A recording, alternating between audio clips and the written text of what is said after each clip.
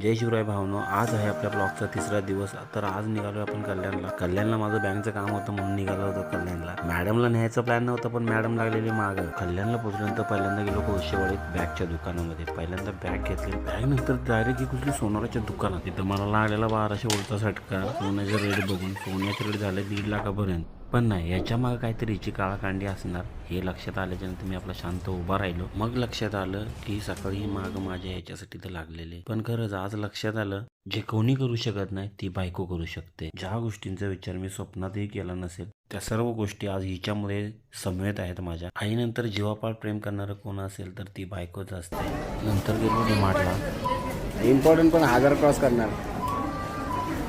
हिने इम्पोर्टेड सामान म्हणता 2500 प्लस म्हणजे जवळजवळ 3000ची शॉपिंग केली होती. तर पहिल्यांदाच अंबरनाथच्या डीमार्टला आम्हाला पिझ्झा शॉप दिसला. तर पिझ्झा शॉप दिसल्यानंतर मॅडमला ते पिझ्झा पाहिजे, कारण मॅडमला पिझ्झा फेवरेट आहे. मला पिझ्झावाल्याला बोललो, बाबा एक झाल पिझ्झा दे, मॅडमला खायचा. आणि पिझ्झा दिला. अरे बाई इकडे एवढं सोन्याचं गिफ्ट दिलं गेलं पिझ्झा. फटाफट गेलो, मॅडमला पिझ्झा दिला. मॅडमला मागितलं ट्रॅव्हलिंग चार्ज. उधर से इधर लाने का नहीं, 50 रुपये नहीं, मेरे को 10 रुपये पाहिजे. 50 रुपये. बदलापूर क्रॉस करता करता झाला अंधार. आमची नकरेवाली काही थांबायला तयार नाही. आलो सांगड घरी आल्यानंतर विघ्नेशने गेट खोलला. मयुरी आणि तनू आमची वाट बघत होती. तर मित्रांनो, कसा वाटला आपला आजचा ब्लॉग?